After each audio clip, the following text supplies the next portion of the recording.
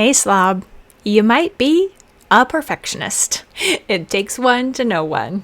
Hello, I am Misty Winkler, and you are here at Simply Convivial. Now, with perfectionism, we usually imagine straight lines, white couches, and immaculate homes. When we don't have that, we think, well then, there's no way I'm a perfectionist. Just look at the chaos around me. But sometimes the reason for that chaos might just be your perfectionism.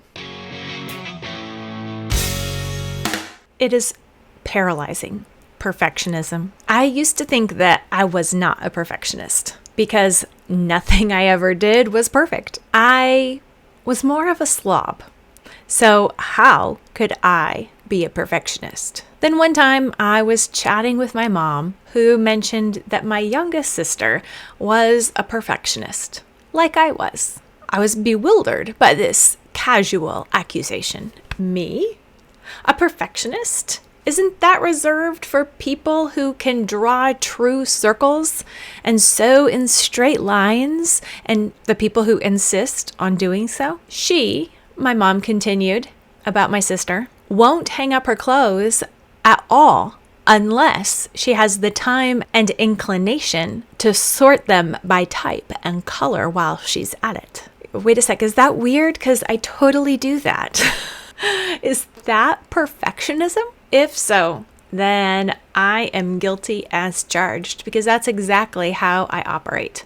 Hence the slob tendencies. If I can't do it completely the exact way that I want it, I don't do it at all. But you know what? Those who want all or nothing generally get nothing. So let's talk today about combating our perfectionism, overcoming perfectionism, even when we are unlikely perfectionists. Let's dig in.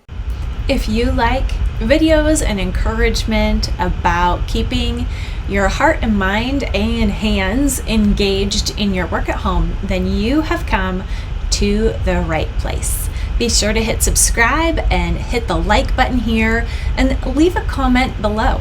Let me know if you think that you are a perfectionist and how you see that playing out in your life.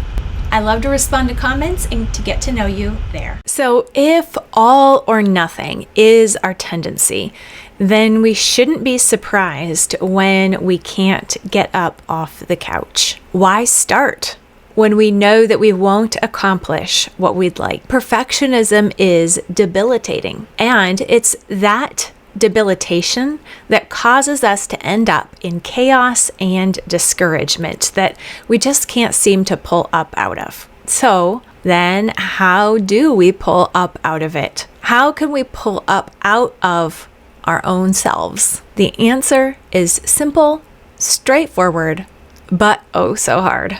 We need to recover from perfectionism by practicing baby steps. Perfectionism is the mother of boom and bust cycles. A spurt of energy and enthusiasm propels us forward, but then the goals give way to reality, and because we didn't meet our unrealistic goals, we sputter to a halt and give up. Baby steps are not glamorous. They don't seem significant, but they lead to real, noticeable, tangible progress when we are content to stick with them. When we feel resistance to what needs to be done, instead of either trying to grit our teeth and power through, we can make it simpler to start by reducing what we are expecting of ourselves. Perfectionism is a false expectation. We envision the end we want, and then we know it won't happen, so we don't begin. The best way out is to change what we envision, to change our expectation, to take a humbler view of ourselves and our efforts, and submit to the imperfect yet faithful next steps. Rather than set our goals as cleaning the kitchen, choose one section and make your goal clear and wipe down the counter. The feeling of success that comes from following through on the goal and actually accomplishing something doable might just spur you on to continue to another small task. But even if it doesn't, you have made more visible progress than if you had simply stared discouraged at the big mess. Rather than leave the clothes draped over the chair or in a heap on the floor because you or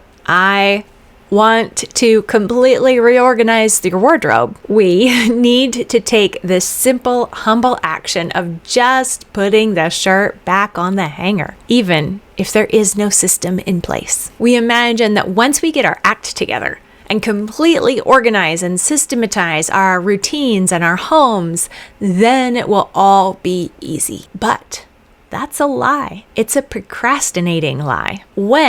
If you have a system in place, it will still take persistence and effort to keep it up always. Someday, perhaps, it might become easier because it will become a habit, but it won't happen soon. The ease of habit comes only after the persistent effort of practice, of small steps taken consistently. And you can start those small steps before the entire system is in place. In fact, if you do, it will be much easier to build that system that you're hoping for. Or you might just find that you don't actually need a complete overhaul, brand new system after all.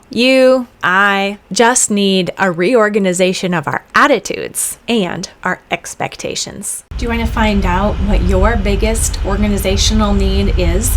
What the next best step to set up your system might be? Then take my quiz and find out the 4 pieces that will make organization a snap. SNAP.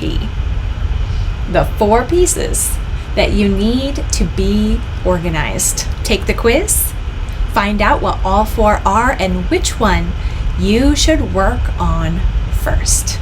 Just click the link in the description below to take that quiz and find resources to help you set those things out.